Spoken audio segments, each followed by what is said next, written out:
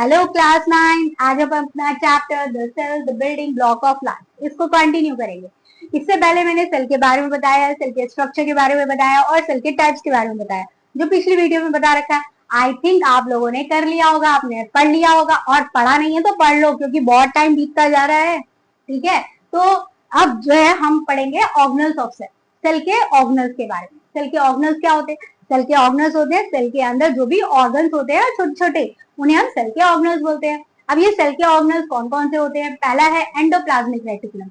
Endoplasmic reticulum जो है वो क्या करता है? सेल में ट्रांसपोर्टेशन का काम करता है। एंडोप्लाज्मिक रेटिकुलम सेल की जो भी चीजें होती हैं, सेल की चीजें नहीं, मटेरियल, उनको क्या करता है? ट्रांसपोर्ट करता है। इसके बाद है गोल्जी अपरोटस। अब ये गोल्जी अपरोटस क्या होता है? गोल्जी अपरोटस क्या करता है? ये पैकिंग का काम करता है। जो भी मटेरियल बनता है हमारे सेल में उसको पैक करने का और उसको शिप करने का काम करता है। आप कहोगे ये तो बढ़िया, हमारे क्या कहते हैं, पूरे सेल में पूरा फैक्ट्री का काम हो रहा है। बिल्कुल, हमारे एक सेल में एक फैक्ट्री की तरह ही काम होता है। ठीक है, इसके बाद है लाइसोसोम। अब हमारे शरीर में बहुत सारी चीजें बन रही हैं, तो कुछ वेस्ट मटेरियल भी प्रोड्यूस होता है और कुछ एक्स्ट्रा चीजें भी खराब हो जाती हैं, तो उस वजह से हमारा जो लाइसोसोम है वो उसको सेल को क्लीन करता है। ठीक, और माइटोकॉन्ड्रिया, माइटोकॉन्ड्रिया क्या करता है? हमारे सेल को एनर्जी प्रोवाइड करता है, इसलिए इसे पावर हाउस भी कहा जाता है। इसके बाद है प्लास्टिड्स। प्लास्टिड्स और वैक्यूल्स, ये जो होते हैं वो प्लांट्स में होते हैं। एनिमल्स में वैक्यूल्स होते हैं बट थोड़े होते हैं, बहुत छोटे भी होते हैं, जबकि जो प्लांट्स होते हैं उसमें वैक्यूल्स बहुत बड़े बड़े होते हैं। इनका काम क्या होता है? प्लास्टिड्स का काम होता है प्लांट में फूड को सिंथेसिस करना, मतलब बनाना और उसको स्टोर करना। ठीक है, और वैक्यूल्स भी स्टोर और सपोर्ट का काम करते हैं। इनके बारे में डिटेल में हम आगे पढ़ेंगे। ठीक है, हर एक ऑर्गेनल के बारे में आपको मैं डिटेल में आगे बताती हूँ। इसके बाद जो है ये पूछा गया है, why do eukaryotic cell need these organelles? ये जो यूकैरियोटिक सेल्स है इनको इन ऑर्गेनल्स की जरूरत क्यों है? कोई भी हमारा सेल है तो ये ऑर्गेनल्स की जरूरत क्यों है? साफ सी बात है, ऑर्गेनल्स होंगे तभी तो वो काम कर पाएगा सेल। तो सेल जो है इन ऑर्गेनल्स की हेल्प से हमारे न्यू मटेरियल्स को बिल्ड करता है, वेस्ट को रिमूव करता है और हमें एनर्जी देता है। अभी मैंने बताया ना, इन सेल ऑर्गेनल्स के जो जो वर्क है वो सारे काम करेंगे तभी तो सेल चलेगा, सेल वरना चल ही नहीं पाएगा। ठीक है ना, तो यहाँ पर ये क्वेश्चन आपका एक बनता है। इसके बाद है न्यूक्लियोइड, जिसके बारे में आपको मैंने पहले नहीं बताया था। न्यूक्लियोइड क्या होता है? प्रोकैरियोटिक सेल बताए थे आपको मैंने, यूकैरियोटिक और प्रोकैरियोटिक सेल। तो प्रोकैरियोटिक सेल जो होते हैं उनको उनका हमने देखा था कि उनमें न्यूक्लियस नहीं होता, वेल डिफाइंड न्यूक्लियस नहीं होता, मतलब उसकी मेम्ब्रेन नहीं होती है। तो देयरफॉर जहां पर एरिया हमारा डीएनए होता है, जहां पर वो एरिया जहां पर हमारा डीएनए होता है उसे हम क्या बोलते हैं? न्यूक्लियस। ठीक है, तो जहां सेल मेम्ब्रेन नहीं है न्यूक्लियस पर, उस एरिया में अगर डीएनए है तो उस एरिया को हम क्या बोलते हैं? न्यूक्लियस। समझ में आई? क्लियर हुआ? आई थिंक समझ में आ गया होगा। अब हम हर ऑर्गेनल के बारे में डिटेल में समझेंगे। अब हम पढ़ते हैं अपने फर्स्ट ऑर्गेनल एंडोप्लाज्मिक रेटिकुलम के बारे में। एंडोप्लाज्मिक रेटिकुलम जो होता है वो एक नेटवर्क की तरह फैला होता है इन साइटोप्लाज्म। साइटोप्लाज्म में एक नेटवर्क की तरह फैला होता है। क्यों? क्योंकि इसका काम होता है ट्रांसपोर्टेशन का। अब ट्रांसपोर्टेशन का काम है तो फैले तो रहना जरूरी है ना। तो ये जो है इसके अलावा क्या करता है? प्रोटीन को सिंथेसाइज भी करता है, प्रोटीन को बनाता भी है, फैट को भी बनाता है, हार्मोन को भी बनाता है किसी स्पेशलाइज्ड सेल्स में। और ये अटैच होता है आउटर मेम्ब्रेन ऑफ न्यूक्लियस। ये न्यूक्लियस की आउटर मेम्ब्रेन से अटैच होता है। क्यों? क्योंकि इसको ट्रांसपोर्टेशन का काम करना होता है, तो न्यूक्लियस में ही सारा मटेरियल बनता है और वहां से ये लेता है और फिर ट्रांसपोर्ट करता है। इसके अलावा ये बनाता भी है, मैंने आपको बताया। अब ये तो आपको समझ में आ गया। इसके अलावा जो ये टू टाइप्स का होता है, एंडोप्लाज्मिक रेटिकुलम टू टाइप्स का होता है, एक रफ और एक स्मूथ। रफ कहाँ होता है? जहां पर राइबोसोम्स होते हैं, राइबोसोम्स उसको रफली जो है अपीयर कराते हैं, रफ लुक दिख देते हैं, जबकि जहां राइबोसोम्स नहीं होते हैं वो स्मूथ होता है। इसका मेन काम क्या होता है? रफ एंडोप्लाज्मिक रेटिकुलम का मेन काम होता है प्रोटीन बनाना, और स्मूथ वाले का काम होता है बनाना भी और स्टोर भी करना। किसको? फैट को और हार्मोन्स। ठीक है, ये जो है एसईआर फूड को स्टोर भी करता है और साथ में बनाता भी है फैट को। फूड बोल गई गलती से, फैट को स्टोर भी करता है और हार्मोन्स भी स्टोर करता है और बनाता भी है। ठीक है, तो यहाँ तक समझ में आ गया कि एंडोप्लाज्मिक रेटिकुलम जो होता है उसका मेन काम प्रोटीन बनाना, लिपिड बनाना और हार्मोन्स बनाना होता है और उनको ट्रांसपोर्ट करना भी होता है। अब हम पढ़ते हैं सेकेंड ऑर्गेनल गोल्जी अपैरेटस के बारे में। Golgi apparatus flat thin membrane sex से बना होता है। ये बहुत छोटे छोटे पतले पतले सेक्स बोरे की तरह होते हैं और ये बोरे आपस में एक दूसरे के ऊपर अरेंज होते हैं। इसमें स्मॉल वेसिकल्स जो होते हैं इसके चारों तरफ होते हैं जिसमें ये अपना मटेरियल्स पैक करते हैं। जितना भी मटेरियल है, प्रोटीन है, लिपिड है, इन सबको पैक किसमें करते हैं? वेसिकल्स में। ये जो होते हैं ईआर, सेल मेम्ब्रेन और सेल ऑर्गेनल्स, इन सबसे जुड़े होते हैं। जो गोल्जी अपैरेटस होते हैं वो ईआर मतलब endoplasmic reticulum, endoplasmic reticulum, cell membrane और अदर सेल ऑर्गेनल से क्यों जुड़े होते हैं? क्यों जुड़े होते हैं? क्योंकि इनको ट्रांसपोर्ट का काम करना होता है। इनको जो भी पैकेट है वो इन सब चीजों को पहुंचाने होते हैं, उनसे मटेरियल लेना होता है और आगे देना होता है। तो इसलिए ये इन तीनों चीजों से भी कनेक्टेड होते हैं।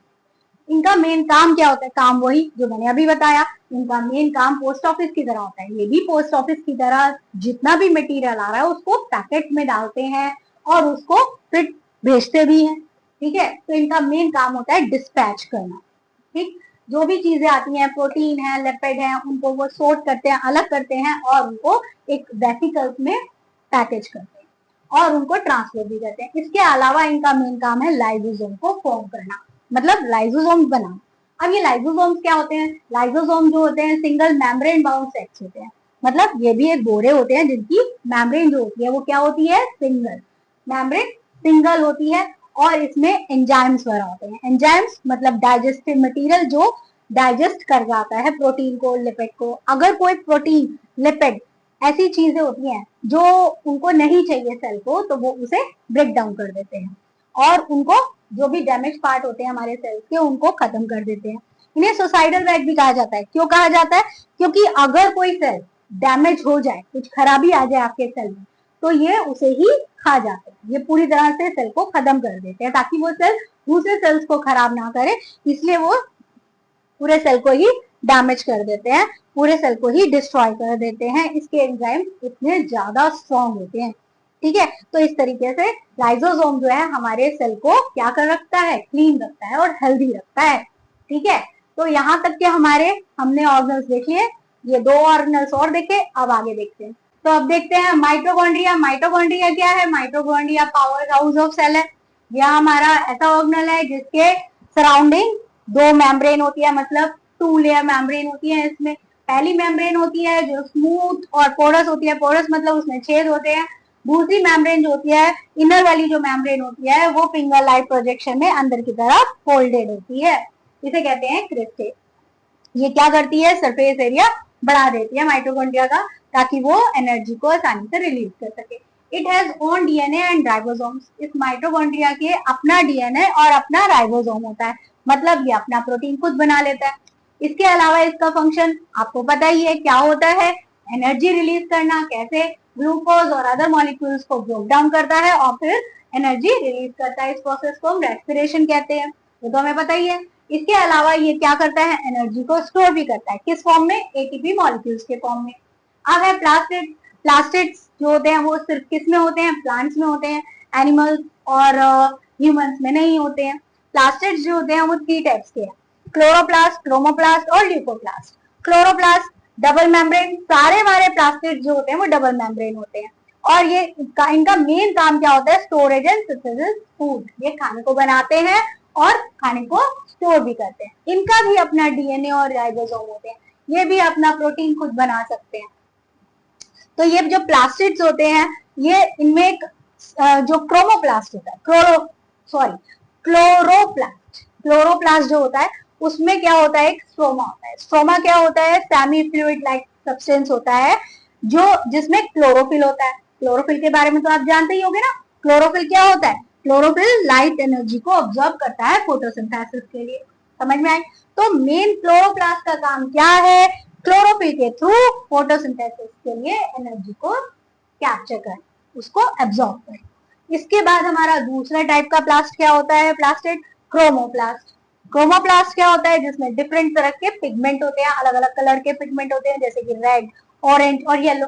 यही कलर जो है हमारे फ्लावर्स को कलर देते हैं, फ्लावर्स की जो पेटल्स होती है ना, वो इन्हीं की वजह से कलरफुल होती हैं। और ये जो कलर्स हैं, ये जो कलर्स होते हैं फ्लावर्स के कलर्स, वो क्या करते हैं, वो अट्रैक्ट करते हैं किसी भी बीज को या फिर किसी भी इंसेक्ट को वहां पर आने के लिए, ताकि वो पॉलिनेशन कर सके, उनके सीड्स को यहाँ से वहां पहुंचा सके।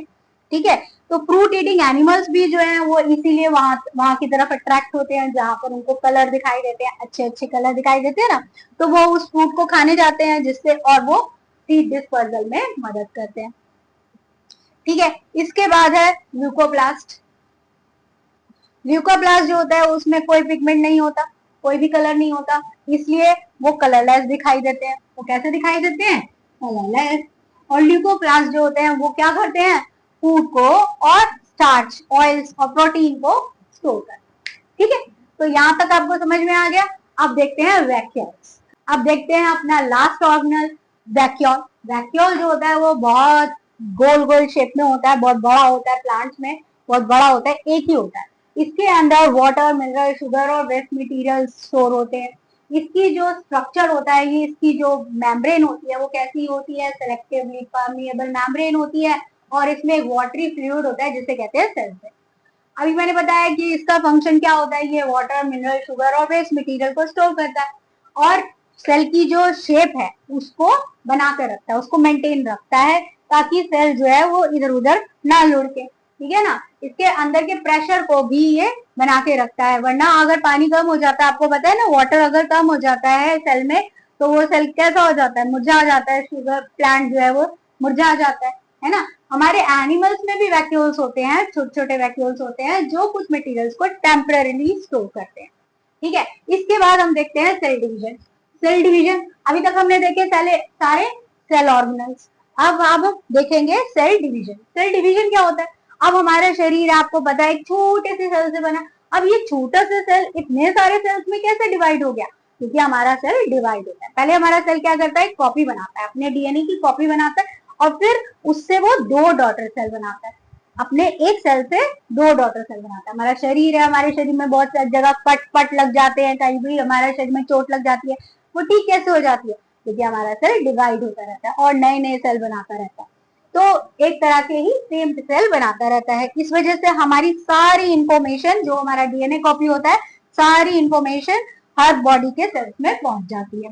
और ये माइटोसिस में जो है मैंने आपको बताया कि दो डॉटर सेल बनते हैं, बिल्कुल सेम कॉपी के। अब दूसरा हमारा मेथड होता है मायोसिस। अब ये मायोसिस कहाँ होता है, ये सेल डिवीजन होता है ओनली रिप्रोडक्टिव ऑर्गन्स में, जहां पर हमारे एग्स बनते हैं, हमारे गैमेट्स बनते हैं। ये इस सेल में, इस मायोसिस मेथड में हमारा जो पेरेंट सेल है वो 4 डॉटर सेल बनाता है, 4, यहाँ पर 2 और यहाँ पर 4। वो 4 इसलिए बनाता है ताकि जो है हाफ ऑफ नंबर क्रोमोसोम्स उस सेल में डाल देता है, जो न्यू डॉटर सेल बनता है उसमें हाफ ऑफ क्रोमोसोम्स डाल देता है। ऐसा क्यों करता है, क्योंकि मेल और फीमेल जब मेट होते हैं और फर्टिलाइजेशन होता है, तो क्रोमोसोम सिंपल नॉर्मल हो जाते हैं। जो पहले हमारे क्रोमोसोम्स हाफ हुए थे, जब वो मेट होते हैं, फर्टिलाइजेशन होता है का, तो वो क्या हो जाते हैं, नॉर्मल हो जाते हैं। 46 क्रोमोसोम्स होते हैं हमारी बॉडी में। जब वो नए क्रोमोसोम्स बनते हैं तो कितने कितने बनते हैं, 23 और 23। और जब वो मेट होते हैं, फर्टिलाइजेशन होता है, तो वो नॉर्मल 46 हो जाते हैं, इसीलिए हाफ बनते हैं। अगर वो डबल डबल रहते तो क्या होता, वो 46 के डबल होते चले जाते, और डबल होते चले जाते, और डबल होते जाते, तो वो प्रॉब्लम आ जाती। इसलिए भगवान ने देखो कितना इंटेलिजेंस लगाया है। ठीक है, ऐसे ही ह्यूमन और एनिमल मैंने दोनों ही बताया, दोनों में ही ये कहाँ बनता है, रिप्रोडक्टिव ऑर्गन्स। और रिप्रोडक्टिव ऑर्गन्स क्या है, टेस्टिस। टेस्टिस में हमारे स्पर्म प्रोड्यूस होते हैं, ओवेरीज में हमारे एग्स प्रोड्यूस होते हैं। ऐसे ही प्लांट्स में एंथर में पोलन ग्रेन्स बनते हैं और ओवेरी में एग सेल्स बनते हैं। समझ में आया, इस तरीके से हमारे पूरे सेल का डिवीजन होता है। अभी तक हमने देखा सेल ऑर्गेनल्स के बारे में, सेल डिवीजन के बारे में। अब हम देखते हैं सेल थ्योरी। सेल थ्योरी क्या है, सेल थ्योरी को मैं आपको पहले ही बता चुकी हूँ सेल के बारे में, कि सेल जो है एक छोटे से सेल से बनता है, एक ही सेल से और सेल बनते हैं, और ये हमारी स्ट्रक्चर और फंक्शनल यूनिट है, और एक ही सेल से आगे के सारे सेल बनते हैं। तो ये थ्योरी जो है इन 3 साइंटिस्ट, मिथियस शेल्डन और थियोडर शेटवॉन और रुडोल्फ वर्चॉ, इन्होंने तीनों ने मिलकर दी थी। इनमें सबसे पहले मिथियस शेल्डन ने 1838 में प्लांट सेल के बारे में बताया, और थियोडर शेटवॉन ने एनिमल सेल के बारे में बताया, और रुडोल्फ वर्चाव इसने सेल थ्योरी इन सब को मिलकर बनाई ये सेल थ्योरी। ठीक है, तो यहाँ पर समझ में आया ये जो सेल थ्योरी है इन तीनों साइंटिस्ट ने मिलकर बनाई थी, और इन्होंने से पहले वाले ने प्लांट सेल, दूसरे वाले ने एनिमल सेल और तीसरे वाले ने सेल थ्योरी दी थी। अब देखते हैं क्या हमारे सेल्स जो है वो हमेशा फॉरएवर ग्रो होते रहते हैं? हाँ, होते तो रहते हैं, हमारे सेल्स ऑलवेज डिवाइड होते रहते हैं, लेकिन जब जरूरत नहीं होती तो वो स्टॉप भी हो जाते हैं, तो उसको बोलते हैं कॉन्टेक्ट इनहिबिशन। जब भी हमारे सेल को डिवीजन की जरूरत नहीं होती है, जब वो आपस में टच कर जाते हैं तो वो स्टॉप हो जाते हैं, तो इसे कहते हैं contact inhibition. If control is lost, cell divide uncontrollably. अगर सेल ऐसा हो जाता है कि वो अपना कंट्रोल खो देता है और डिवाइड होता ही चला जाता है, तो ऐसे फॉर्म में क्या बन जाता है? ट्यूमर बन जाता है। जब सेल डिवाइड पे डिवाइड होता चला जाता है, टच होने के बाद भी रुकता नहीं है, तो सेल में क्या बन जाता है? वो सेल का क्या बन जाता है? ट्यूमर बन जाता है। इतना मोटे मोटे सेल एक साथ में एक जगह इकट्ठे हो जाते हैं, तो वो क्या बन जाता है? ट्यूमर बन जाता है। ठीक है, और हमारे प्लांट सेल में ऐसा नहीं होता। प्लांट सेल में कोई ट्यूमर नहीं बनता, क्योंकि वहां पर रिजिड सेल वॉल होती है। अब हम देखते हैं कुछ एरर्स इन सेल डिवीजन। अगर माइटोसिस में अगर एरर हो जाए तो ट्यूमर बनता है, मैंने अभी बताया। और मायोसिस में अगर हमारा कोई एरर हो जाए तो उससे हमारा जेनेटिक ऑर्डर होता है। जेनेटिक ऑर्डर मतलब इसमें हमारी डेवलपमेंटल प्रॉब्लम हो जाती है। हमारा जो दिमाग है वो जल्दी जल्दी ग्रो नहीं करता, हमारा जो हाइट है वो जल्दी ग्रो नहीं होती, हमारी लर्निंग प्रॉब्लम होती है, हमारे को लर्न नहीं होता ना तो हमारी जेनेटिक प्रॉब्लम भी हो सकती है। ठीक है ना, तो ये सब प्रॉब्लम हमारी, अगर हमारा सेल डिवीजन कंट्रोल तरीके से नहीं होता तो ऐसी प्रॉब्लम आ जाती है। तो हमारा जो सेल है वो कंट्रोल तरीके से ही डिवाइड होना जरूरी। समझ में आ गया? हमारा चैप्टर यहाँ पर फिनिश होता है। अब हम नेक्स्ट चैप्टर के साथ फिर से मिलेंगे।